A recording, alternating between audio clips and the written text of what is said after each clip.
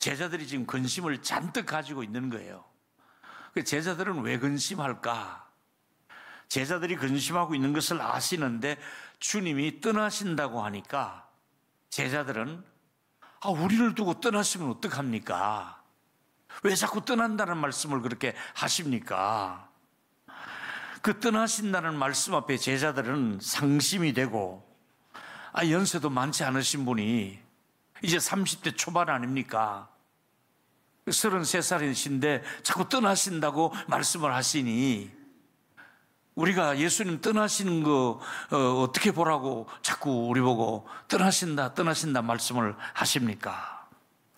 베드로가 하도 떠난다고 그러니까 어디로 떠난단 말입니까? 하고 오히려 묻습니다. 요한복음 13장 36절에 베드로가 급합니다. 시몬 베드로가 이르되 주여 어디로 가시나이까?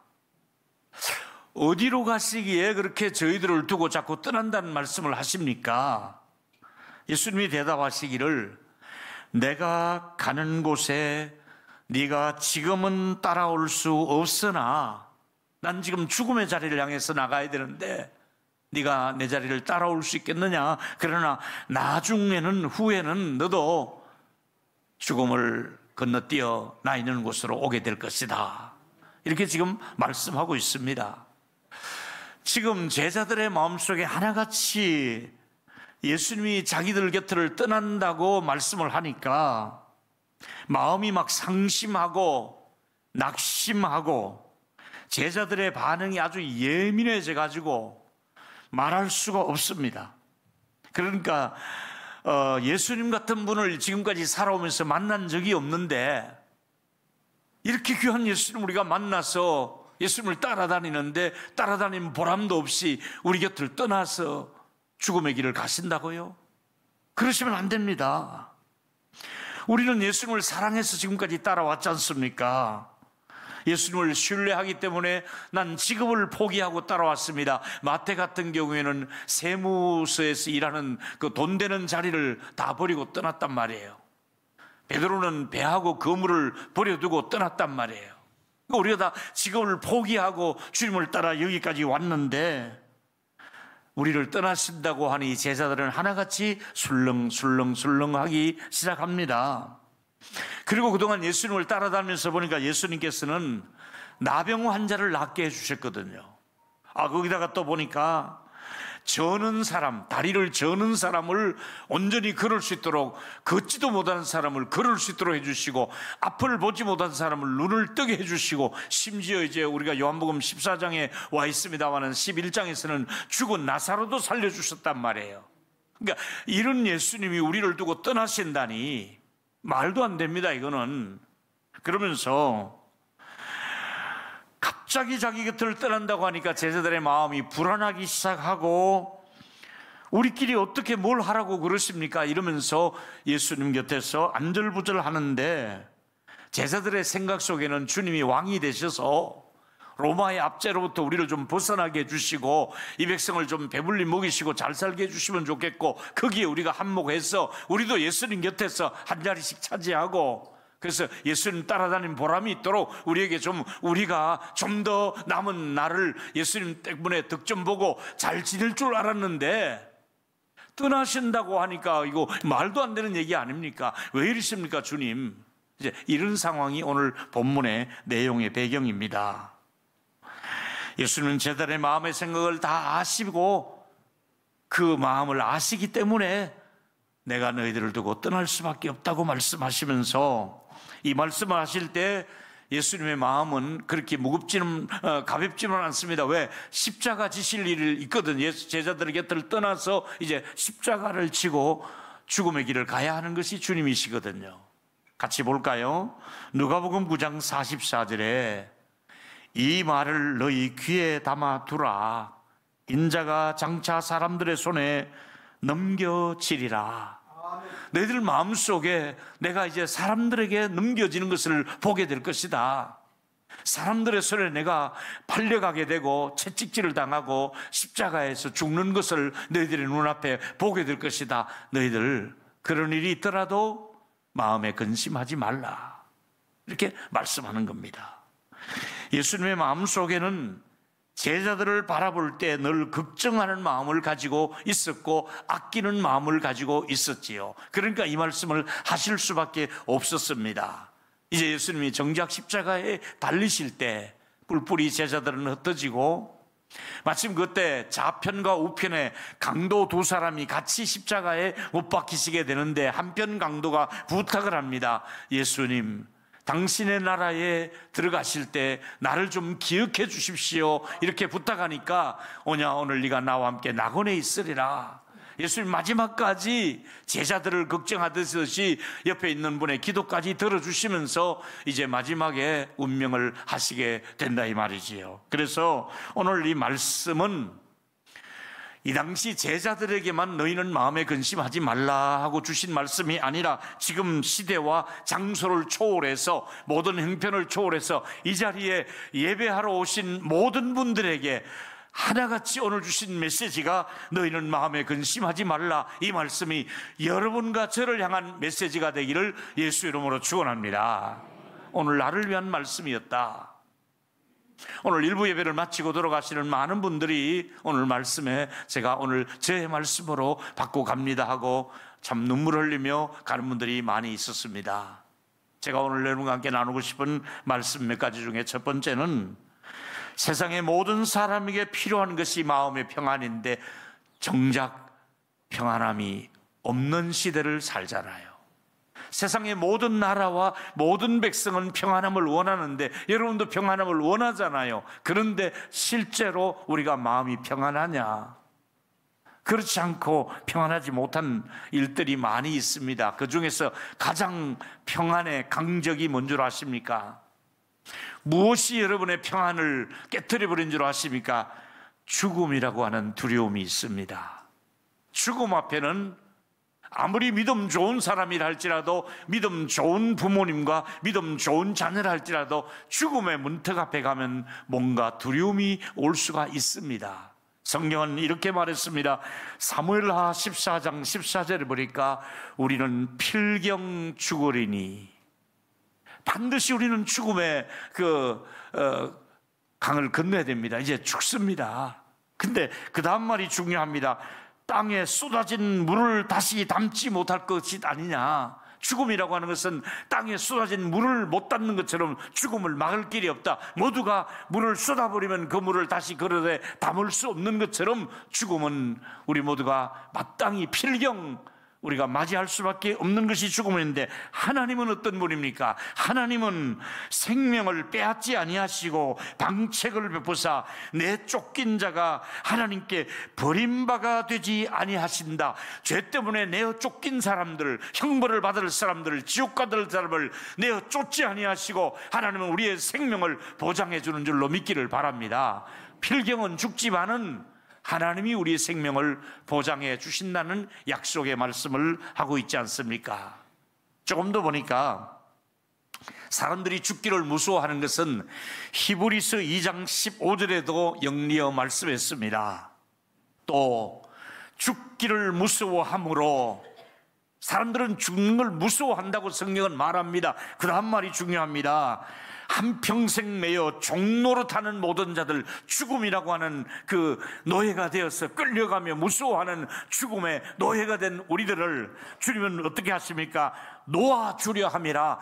죽음의 자리에 있는 우리들을 놓아줘라, 놓아줘라.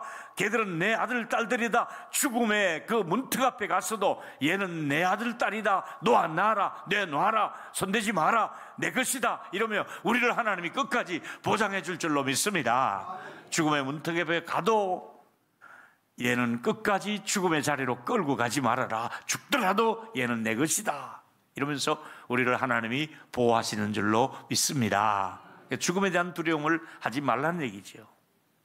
그 다음에 여러분, 평안을 잃어버린 많은 이유들이 있습니다. 그 왜 잃어버렸을까요? 그것은 세상살이에 따라오는 모든 문제가, 이 세상 산다는 자체가 문제가 있잖아요.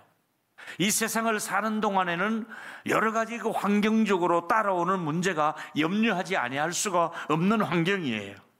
불행한 일이 없으면 얼마나 좋겠습니까? 많은, 내가 원하지도 않는데 질병이 찾아옵니다.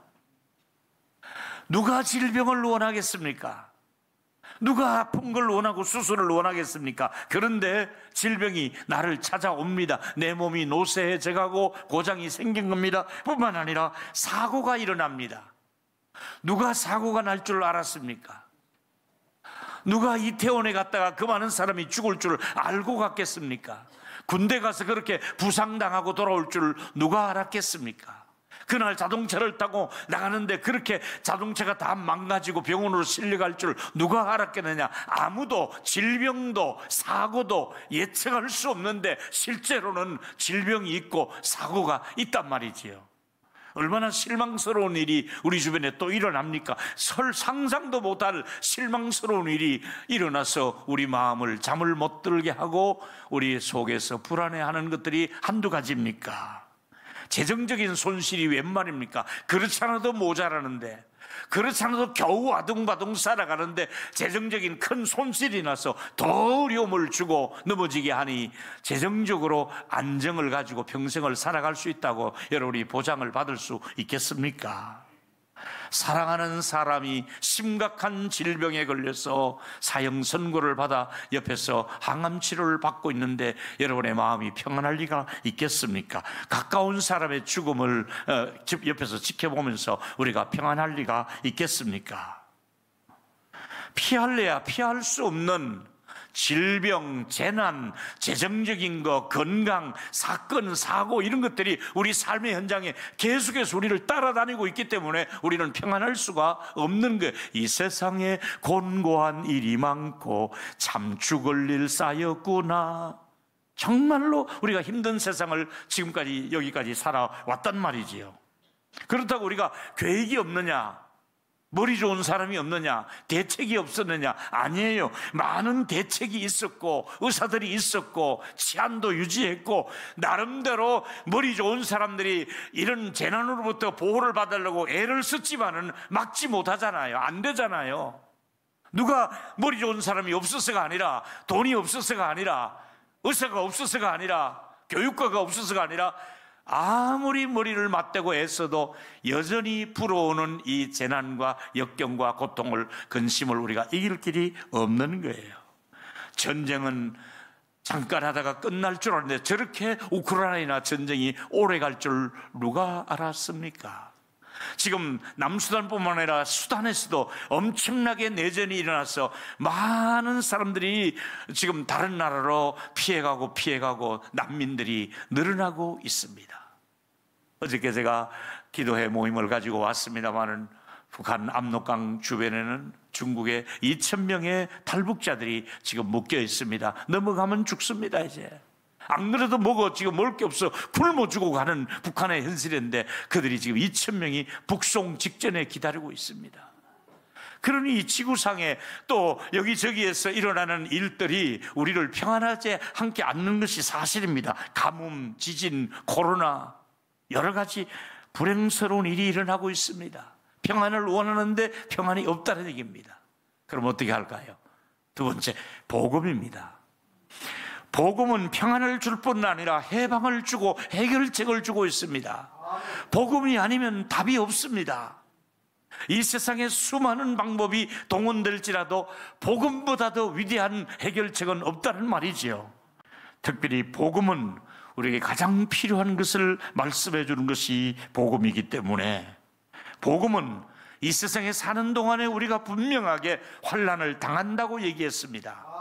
여러분, 사람이 가다가 넘어졌습니다. 자전거 타고 가다 넘어졌습니다. 크리스찬과 넌 크리스찬, 예수 믿는 사람과 안 믿는 사람이 둘이 가다가 자전거 타고 부딪혀서 넘어졌습니다. 자, 예수 안 믿는 사람은 무릎 위에 있어서 피가 철철 나고 예수 믿는 사람은 피가 안 납니까? 넘어져도 예수 믿는 사람 피 나요, 안 나요?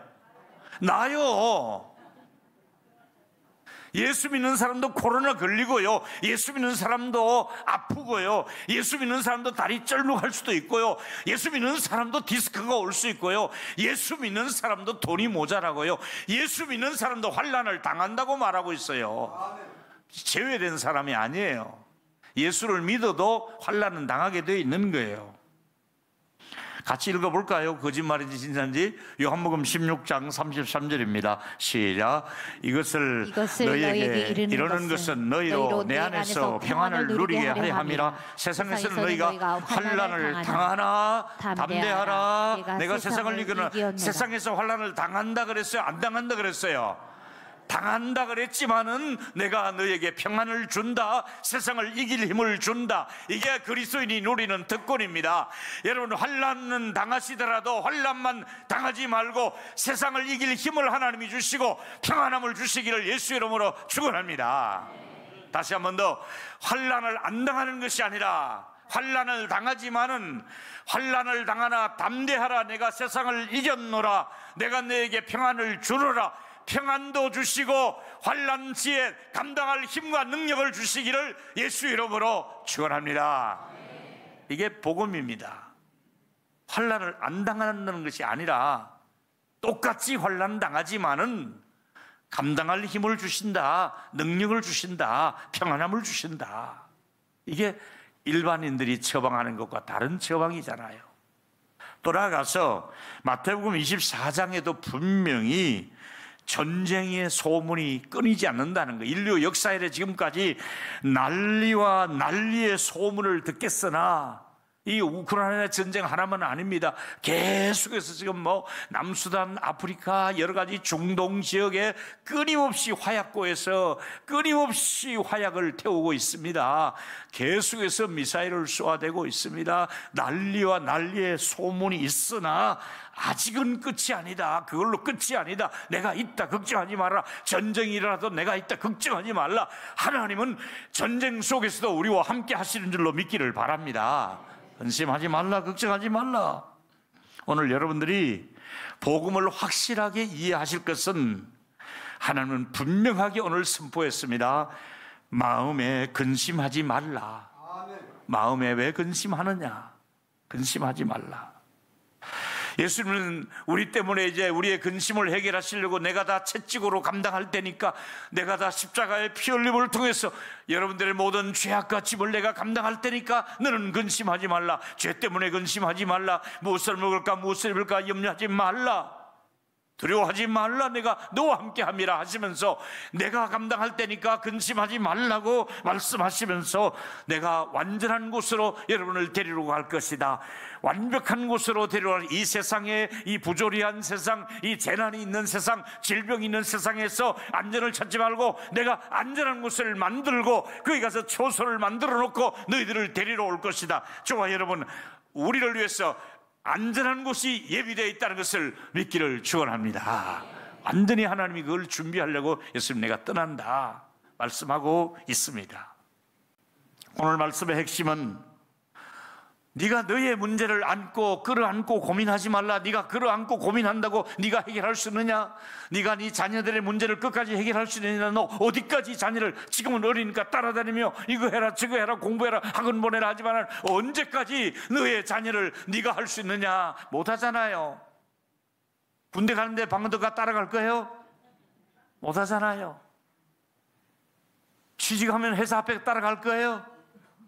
결혼해 살면 며느리하고 그 틈새가 살 거예요?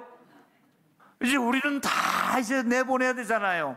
내가 끌어안고 있던 자녀들을 내보내야 되잖아요. 걱정하지 말고 내보내셔야 되잖아요. 그것처럼 여러분의 모든 문제를 여러분이 끌어안고 있으면 해결이 안 되잖아요. 해결할 영역도 없으면서 왜 끌어안고 고민하고 걱정하는 거예요? 내보내야 돼요. 주님께 맡겨야 돼요. 주님이 하실 거예요. 주님이 하실 일을 기대합니다. 할렐루야.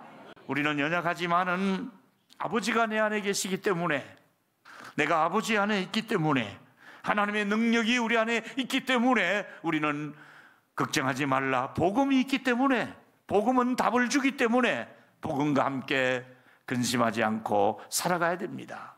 세 번째 얘기는 중요한 오늘 말씀에 여기 있죠. 너희는 마음에 근심하지 말라. 하나님을 믿으니 또 나를 믿으라 하신 이 하나님은 어떤 분이십니까?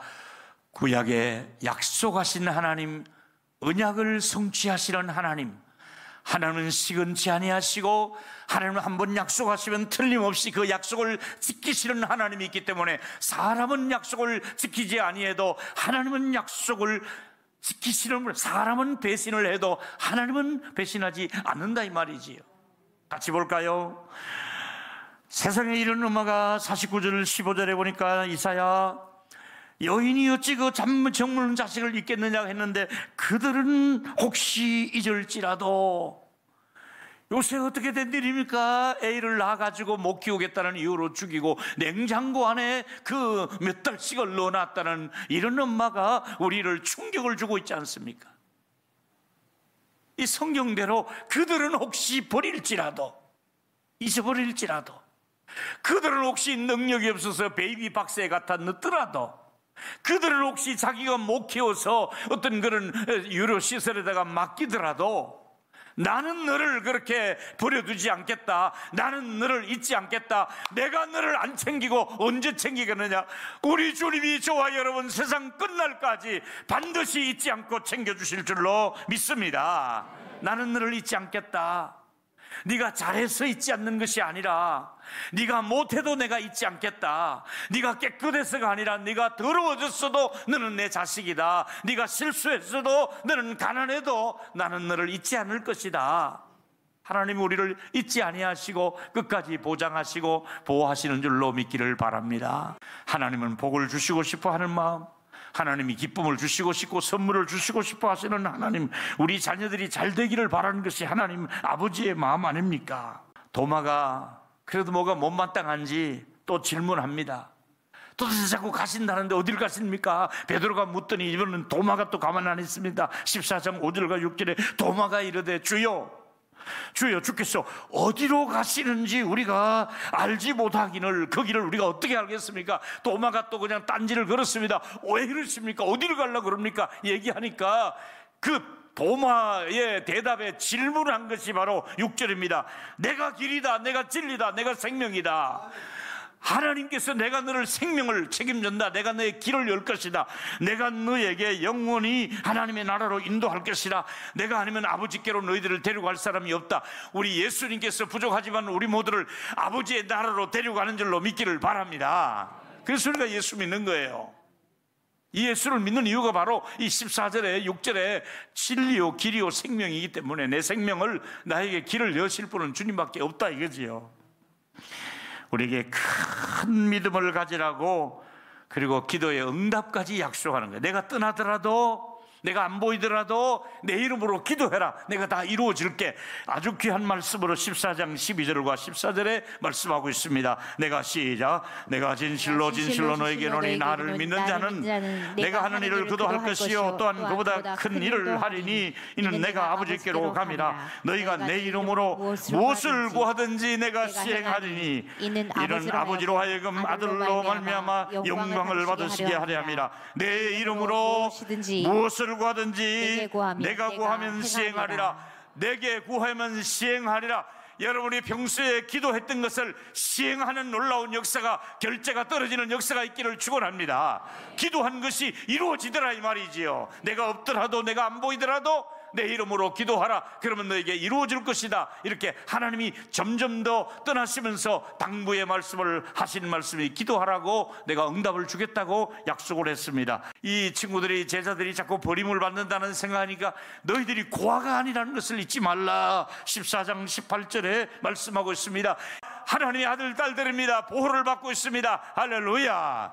우리가 고아가 아닌 것입니다. 여러분, 예수님이 오시면서 그 다음에 마지막 하나 더 말씀하는데 아주 중요한 말입니다. 떠나시면서 마지막으로 하는 말씀이 또 뭐냐면 보혜사 성령을 보내주겠다는 말씀을 합니다.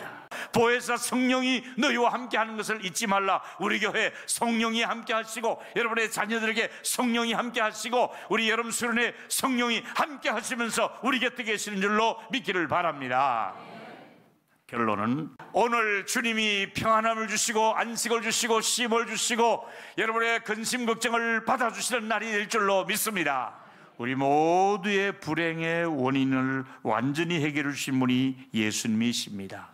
뿐만 아니라 행복을 가로막는 모든 장벽을 전부 다 무너뜨려 주신 예수님, 우리를 고아처럼 버려두지 않겠다고 약속하신 우리 예수님, 보혜사 성령을 보내주셨다고 말씀하셨사오니 오늘 주 안에서 주님이 주시는 위로가 넘쳐나는 또 한 주간이 되기를 축복합니다.